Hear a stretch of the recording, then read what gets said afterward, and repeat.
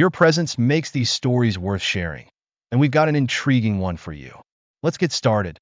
Eric Peterson's corner office on the 28th floor of New York City's financial district offered a panoramic view of the city he'd helped shape.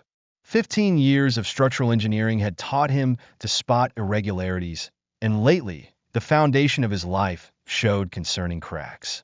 He scrolled through Laura's recent credit card statements, noting the pattern of business lunches at La Grenouille and the Silver Birch. $350 for lunch seemed excessive, even for client meetings.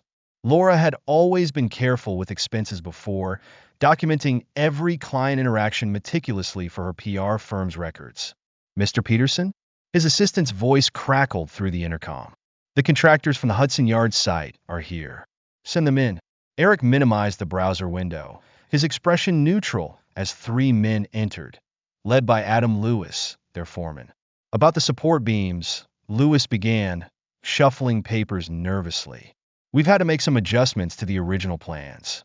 Eric leaned back, studying the man's averted gaze. Adjustments that added $45,000 to our budget? Material costs have gone up, and with the specifications Mr. Rogers provided. Tim Rogers is a real estate agent, Eric interrupted, his voice carrying the kind of quiet authority that made others instinctively straighten their posture. He doesn't provide structural specifications. That's my job. The meeting ended with Lewis promising revised quotes, but Eric had seen enough. The contractors, supposedly Tim Rogers' trusted team, had attempted 3 major shortcuts in the past month alone. As a structural engineer, he'd caught issues that could have compromised the entire building's integrity. That evening, rather than heading home, Eric drove to their Tribeca townhouse. Laura's text had been predictable. Emergency with the Dunham account. Don't wait up. Love you. The house felt different now, each room holding memories he questioned. Had Laura been laughing at him all along? Had her recent enthusiasm for redecorating been preparation for someone else's taste? In his home office, Eric began the task he'd been postponing, organizing decades of paperwork. Laura had been oddly insistent about him clearing out the clutter, especially after she'd hired a professional organizer last month. The leather-bound volume caught his attention immediately. Unlike his engineering journals, this one bore no title on its spine. Laura had always kept her current diary in her bedside drawer, a habit as consistent as her morning yoga routine. Finding an old one tucked among his college memorabilia felt like discovering a miscalculated load-bearing point in a blueprint. The early entries matched his memories. September 15th, 2020. Eric surprised me with Broadway tickets tonight. He remembered how much I wanted to see it. Sometimes I can't believe how lucky I am. He's always thinking ahead, planning for our future. Most men would have spent their inheritance on themselves. But Eric's investing it all in our dreams. Then came the shift 2 years ago. April 15th, 2022. First meeting with Tim Rogers about vacation properties today. He's everything Eric isn't. Spontaneous, passionate, alive. When he showed me the lakefront listings, his hand brushed mine. And I felt more in that moment than I have in years of Eric's careful planning. The entries grew more frequent, more detailed. May 3rd, 2022. Tim understands me in ways Eric never has. Today at the Silver Birch in our private dining room, we talk for hours about dreams, about escape. He thinks I'm wasting my talent playing the dutiful wife. Says with my PR skills and his real estate connections, we could build an empire. June 20th, 2022. Daniels. Lake House is perfect for our meetings. He's been so helpful, keeping our secret. Says he's always thought Eric was too rigid, too focused on his career. The Lake House has become our sanctuary. Tim brings champagne, and we plan our future while watching the sunset. Eric's fingers tightened on the diary as he read about weekend rendezvous disguised as client emergencies, about elaborate plans coordinated through Laura's sister Grace. August 12th, 2023. Grace has been amazing. She's documenting everything that could help with the divorce. Every time Eric works late, every conversation about money, she's spinning it perfectly. Eric Peterson, the controlling husband, obsessed with his career, financially restrictive. Being a junior lawyer at Hamilton and Grant gives her access to the best legal minds. Thomas, Eric's old college friend, is a senior partner there. The irony of him unknowingly helping build our case is delicious. The next entry made his blood run cold. March 1st, 2024. The Hudson House is our miracle. Eric thinks he's building our dream home, using his inheritance and savings to create a $950,000 anniversary surprise. He has no idea he's financing our escape. Tim already has buyers lined up for his house, and Daniel's helping with the paperwork. The contractors are charging extra, skimming enough to fund our fresh start. Just a few more months of playing the devoted wife. A knock interrupted his reading. "Hey, buddy. Thought I'd check how the house plans are coming along." Daniel Carter stood in the doorway, restaurant owner confident in his tailored suit. 15 years of friendship through divorces, business failures, family deaths, and now this. "Perfect timing," Eric said, gesturing to a chair. "I was just reviewing the contractor quotes you recommended." Daniel settled in, loosening his tie. "Finding everything in order?" Interesting choice of words. Eric kept his voice neutral. "The support beam specifications, construction costs are crazy these days." Daniel shrugged, but his eyes darted to the diary on Eric's desk. "Laura mentioned you've been working late.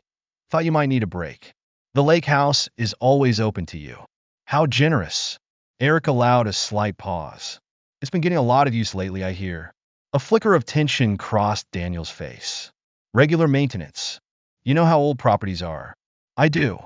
Eric stood, walking to his window. "Foundations are crucial. One crack, one weakness, and everything can collapse." Daniel made his excuse and left shortly after, his usual smooth confidence noticeably shaken. That evening, Laura's sister Grace hosted a dinner celebrating her upcoming promotion to junior partner at Hamilton and Grant. Eric watched the performance unfold around him, radiant in designer business wear. Sully documented every time he checked his work phone. "Eric, you must be so proud of the Hudson House," she probed. "Such a big investment. Laura says you've been particular about the budget." Laura touched his arm with practiced concern. "Honey, you've barely touched your wine. Is everything okay at work?" He watched her hand brush Tim Rogers's as she reached for her glass, saw the quick exchange of glances. Tim had arrived halfway through dinner, claiming he was just dropping off some property papers. His tan looked fresh, probably from the weekend at Daniel's lake house that Laura had claimed was a PR conference. "Everything's fine," Eric replied, raising his glass, just thinking about the future. To new beginnings. They all clinked glasses, none of them realizing what his toast really meant. The diary in his briefcase held their secrets, their plans, their betrayals. But Eric Peterson held something far more valuable, the element of surprise. Later that night, after Laura claimed another PR emergency and left, Eric made 2 phone calls. The first to Angela Chan, a forensic accountant he'd worked with on construction fraud cases. The second to Michael Zhang, his college roommate turned cybersecurity specialist. The game was already in motion. Laura, Tim, Daniel, Grace. They'd built their plan, assuming Eric was too trusting, too absorbed in his work to notice. They never considered that the same analytical mind that found flaws in building designs might also see the cracks in their perfect plot. Their mistake wasn't in betraying him. Their mistake was in underestimating him. Eric looked out over the New York skyline, his reflection hard and determined in the glass. Tomorrow, the dismantling would begin. But tonight, he would play his role perfectly. After all, Laura wasn't the only one who knew how to put on a performance. Angela Chan's office overlooked New York Harbor, its minimalist design reflecting her precise approach to forensic accounting. She studied the financial records spread across her desk, her expression growing darker with each page. "They weren't even subtle about it," she said as Eric sat across from her.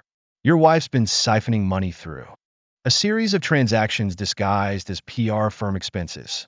Look at these event planning charges from Daniel's restaurant." Eric leaned forward, examining the documents. "How much?" "Nearly $250,000, transferred to a private account over 18 months. Angela highlighted several entries.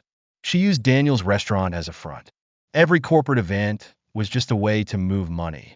Basic laundering, really? I'm almost insulted by how obvious it is. Show me everything. Angela pulled up detailed spreadsheets on her monitor. monthly transfers, all under the reporting threshold. PR firms' books show legitimate-looking expenses for event planning, client entertainment, venue rental. But cross-reference with Daniel's restaurant. She clicked through several documents. No actual events, just paper trails and fake invoices. Documentation? Everything's here. Angela handed him a USB drive. All legally obtained. All admissible. I've highlighted the most egregious violations. The IRS would be very interested in how Daniel's been reporting these events. Eric pocketed the drive. What about the construction payments? That's where it gets interesting. Angela pulled up another file. Your contractors have been overcharging by about 40%. The excess gets split. Half to an account controlled by Tim Rogers, half to various shell companies. Classic kickback scheme. As Eric drove to his next meeting, Laura called. He put her on speaker. Honey, Grace is planning a surprise party for Thomas next month. Could you transfer $15,000 to our joint account? I want to help with the cost since he's been such a good friend. Eric's grip tightened on the steering wheel. $15,000 for a party? Well, you know Thomas. Only the best. And after all he's done for us. Of course. Eric kept his voice neutral. I'll take care of it. Michael Zhang's cybersecurity firm occupied a converted warehouse in Brooklyn. His old college roommate had grown from a dorm room hacker into one of New York's top digital security experts. You're not going to like what I've found, Michael said, leading Eric to a secure room. Your wife's been busy. Separate email account, encrypted messaging, detailed documentation of your assets. He pulled up screenshots on a large monitor.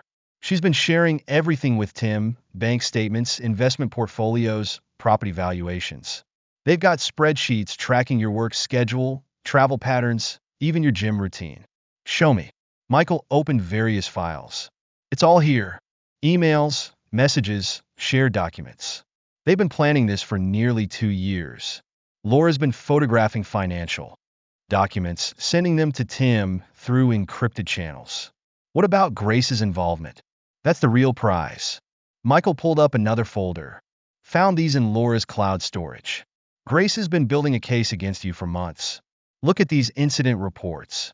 Normal conversations twisted to sound controlling. Routine financial discussions. All carefully dated, documented, and completely fabricated. Can you access Tim's professional records? Michael's grin was predatory. Already did. Found some interesting communications with those contractors. Also discovered he's been using his firm's client database to identify potential properties for their future business ventures. Highly illegal. Everything documented? Completely. All obtained through legal channels, shared accounts, joint devices, cloud storage you had access to. Nothing that can't be used in court or sent to regulatory bodies. Eric spent the next week compiling evidence. He created detailed reports of Tim's ethical violations, undervalued property comparisons, contractor kickbacks, misuse of client information. Each document was meticulously organized. Every allegation supported by hard evidence. One morning, Laura mentioned a client crisis requiring her immediate attention. Eric tracked her phone's location to Daniel's lake house. Through the restaurant security cameras, which Michael had accessed legally due to Eric's part ownership in the business. A detail Laura had forgotten. He watched Daniel create fake event planning receipts. That afternoon, Eric sent anonymous reports to the State Real Estate Board and Tim's firm's ethics committee. He attached proof of the construction crew's fraudulent practices to a complaint to the State Contractors Board. Grace made her move a week later, scheduling lunch to discuss her concerns about his behavior. Eric, as your sister-in-law and a lawyer, I feel obligated to address some patterns I've noticed. She began her practice concern almost convincing. Eric activated the recording app on his phone, legally as they were in a public place. What patterns would those be? There have been incidents. Laura's mentioned feeling financially restricted. And Daniel's told me about some concerning behavior at his restaurant. Really? Eric's voice remained calm. Like the incident reports you've been fabricating? Or the witness statements you've been collecting from Daniel about events that never happened? Grace's professional mask slipped. I don't know what you're talking about. I think you do. Eric pulled out a folder. In fact, I have copies of everything. Your detailed reports, your carefully crafted narrative, your communications with Laura about building a divorce case. Interesting reading. Those are privileged documents, not when they're fabricated evidence stored on shared cloud accounts. Eric's smile was cold. How do you think Hamilton and Grant would react to proof that their newest junior partner is creating false evidence? How would the Bar Association view that? Grace's face drained of color. You wouldn't dare. I already have. Eric stood. Thomas received copies this morning. He's probably reviewing them right now, deciding between protecting you and protecting his firm's reputation. Her phone buzzed. Thomas's name appeared on the screen. Eric left her staring at it, her carefully constructed future crumbling around her. That evening, Laura was especially attentive. You seem tense, honey. The vacation house project getting to you? Just thinking about the future, Eric replied, watching her tap out a message to Tim under the table. Everything will work out perfectly, she said, her smile not reaching her eyes. Trust me. Eric did trust her. Trusted her complete inability to imagine him as anything but the predictable, trusting husband she'd married. Her fatal flaw wasn't her infidelity or her greed. It was her absolute certainty that she was the cleverest person in the room. The next day, Thomas called an emergency meeting at Hamilton. And Grant. Grace sat in the conference room, her legal career disintegrating as senior partners reviewed her misconduct. This is a mistake, she protested. Those documents are taken out of context. There is no context, Thomas interrupted, where fabricating evidence is acceptable. The Bar Association has been notified. Clean out your office. Tim Rogers was having an equally bad day. His firm's ethics committee had called him in for an emergency review. The evidence was overwhelming. Property manipulation, contractor kickbacks, client data theft. This is ridiculous, he blustered. I'm your top agent. Not anymore, his manager replied, sliding over suspension papers. The state board is investigating. We're cutting ties. Daniel's restaurant received notice of an IRS audit. The fake event planning payments had drawn attention. His carefully maintained books wouldn't withstand scrutiny. Laura remained oblivious, still certain her perfect escape plan was on track. She didn't notice Eric's careful documentation of her financial infidelity, didn't realize every move she made was being recorded, every transaction tracked. Their game of deception was ending. But only one player knew the score. Eric sat in his office, reviewing Angela's final report. Every piece was in place. Financial records, digital evidence, legal documentation.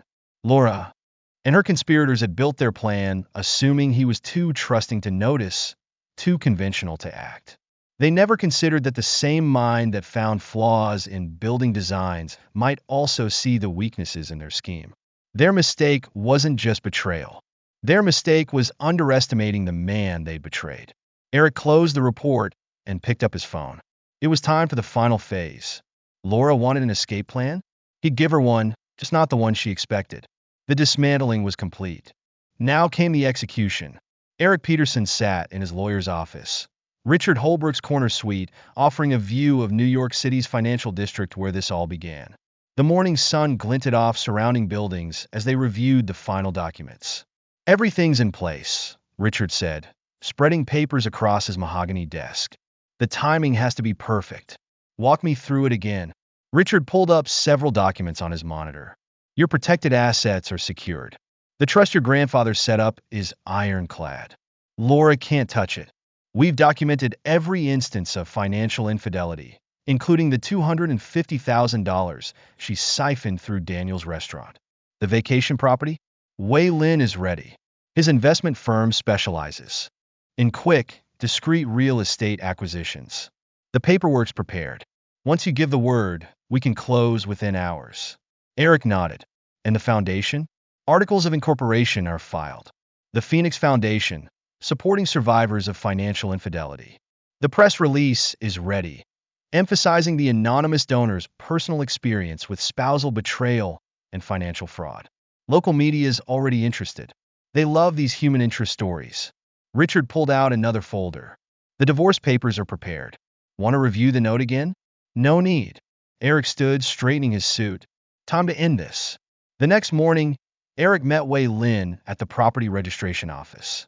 Laura was at her PR firm's quarterly board meeting, the perfect alibi for what was about to happen.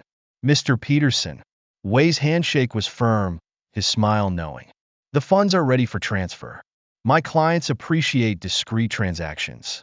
Within 2 hours, the Hudson vacation home had new owners. The $150,000 profit landed in Eric's private account, while the foundation received an anonymous donation matching what would have been Laura's share. Eric's phone buzzed, Tim Rogers calling. He let it go to voicemail, imagining Tim's panic when he checked property records and found his escape plan vaporized. The next phase began at the State Real Estate Board.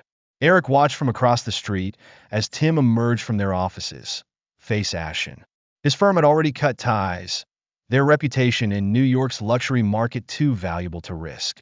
Mr. Rogers, a local reporter, approached, camera rolling. Any comment on the allegations of ethical violations and fraud? Tim shoved past them, but the damage was done. By evening, his suspension was public knowledge. 10 years building his reputation in New York's luxury real estate market, destroyed in a day. At Daniel's restaurant, IRS agents conducted their audit. Eric watched through the restaurant's security cameras, still accessible through his part ownership, as they questioned staff about non-existent events. Mr. Carter, one agent said, "Could you explain these payments for corporate events? We can't find any corresponding bookings."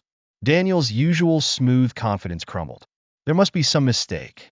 Several $100,000 worth of mistakes? Laura's carefully constructed exit strategy was unraveling thread by thread. Her hidden funds were frozen, pending investigation. Grace's legal career lay in ruins. Daniel's restaurant faced crippling scrutiny. Eric's phone buzzed again. Laura this time. "Honey, something's wrong with our accounts. I can't access." "Strange," Eric replied, his voice neutral. "Have you checked with the bank? They're saying something about a fraud investigation, and Tim isn't answering his phone. Must be stressful, like planning a secret divorce or having an affair." The silence on the line was deafening. "Eric," Laura's PR-trained voice wavered. "I can explain. Save it for your crisis management team." "Oh, wait. Aren't you on indefinite leave?" He ended the call, nodding to Richard. Time for the final move. At precisely 2 p.m., a courier entered Laura's PR firm carrying divorce papers and a sealed envelope. Eric watched through the lobby security feed as Laura received them, her carefully maintained composure cracking as she read his note. Surprise! Found a better retirement plan. Attached were copies of her diary entries, financial records, documented evidence of every betrayal. In the office around her, phones began ringing as news of the Phoenix Foundation's launch spread. Local media loved the story. Prominent PR executive caught in financial fraud scandal, her firm's reputation at stake. Laura rushed home, likely expecting a confrontation. She found the house empty except for her belongings and meticulously organized evidence of her deceptions.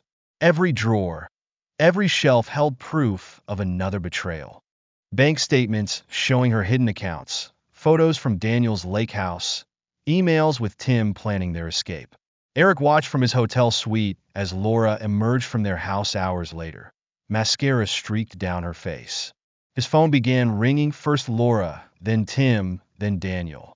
He blocked each number methodically, like removing damaged supports from a compromised structure. Local news led with Tim's suspension and the Phoenix Foundation's launch. The Foundation's first workshop was already oversubscribed, identifying signs of financial infidelity in marriages, featuring a prominent divorce attorney as speaker. The next day, Laura's PR firm announced her indefinite leave of absence. Due to personal matters, their statement read. The irony of a PR executive unable to manage her own crisis wasn't lost on industry observers. That evening, Eric sat in Richard's office reviewing the aftermath. Laura's carefully constructed world had crumbled in 48 hours. No house, no hidden funds, no lover's escape plan. Tim was facing professional ruin. Daniel's restaurant was under investigation, and Grace's legal career was finished before it began. "Ready for the next phase?" Richard asked. "No next phase," Eric replied, standing. "I don't need to watch them suffer. I just needed them to lose everything they tried to take from me." He left their destroyed lives behind, their desperate calls and messages unanswered. They thought him a fool too trusting to notice their betrayal. Instead, They learned too late that trust, once broken, becomes a weapon in the right hands. 3 days later, Eric checked into a mountain resort, watching snow fall outside his window. His phone contained a single new message from Claire Richardson, an award-winning architect whose sustainable luxury designs had caught his attention. Heard about your renovation work. Interested in collaboration?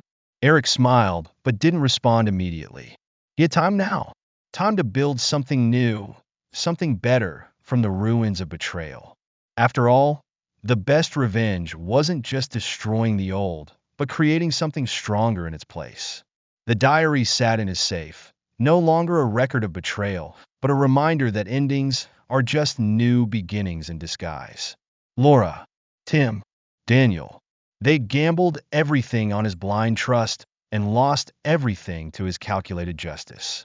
Sometimes, Eric reflected, the perfect revenge isn't about getting even. It's about getting ahead, about turning betrayal into opportunity. His new life wouldn't include luxury vacation homes or elaborate exit strategies. Instead, it would be built on something far more valuable, the knowledge that he hadn't just survived their betrayal. He'd turned it into his triumph. The mountain cabin's great room offered a panoramic view of snow-capped peaks, the late autumn sun casting long shadows across Eric Peterson's drafting table. The modest three-bedroom structure bore little resemblance to the ostentatious Hudson house that had almost become his prison. Every beam, every angle reflected his engineering expertise, not a showcase of wealth, but a testament to precision. The integration of passive solar heating is remarkable, Claire Richardson said, studying the blueprints for their latest joint project. The award-winning architect had reached out 6 months ago, intrigued by his renovation work. Most engineers focus on structure without considering environmental impact. Most architects focus on aesthetics without considering structural integrity, Eric countered, earning a knowing smile from Claire. Their professional collaboration had evolved naturally, built on mutual respect and brutal honesty, a refreshing change from his past. The leather-bound diary sat in his office safe, not as a reminder of betrayal, but as insurance against any attempts at reputation rehabilitation. Laura had tried that route already, hiring a crisis management firm in Chicago to paint herself as the victim of a controlling husband. The diary's contents, combined with financial records, had shut down that narrative quickly. Laura's move to Chicago had been less an escape than a retreat. Her PR career, once marked by crisis management for Fortune 500 companies, had devolved into handling social media for mid-tier businesses. The scandal had followed her. Potential clients tended to question hiring a PR executive who couldn't manage her own public disgrace. Tim Rogers' fall had been even more dramatic. From selling luxury New York properties to hawking timeshares in Florida represented more than a geographic relocation. It was a professional free fall. His real estate license suspension in New York had made headlines in industry publications. Now he spent his days convincing retirees to buy fractional ownership in aging beachfront condos, his designer suits replaced by off-the-rack polyester. Daniel Carter had finally sold his restaurant at a 60% loss. The IRS audit had uncovered more than just the fake event planning payments. Years of creative accounting caught up with him. He'd avoided jail through a plea deal, but his reputation in New York's restaurant scene was irreparably damaged. Last Eric heard, Daniel was managing a chain steakhouse in suburban New Jersey. Grace's legal career ended before it truly began. No law firm would touch a junior lawyer with ethics violations on her record.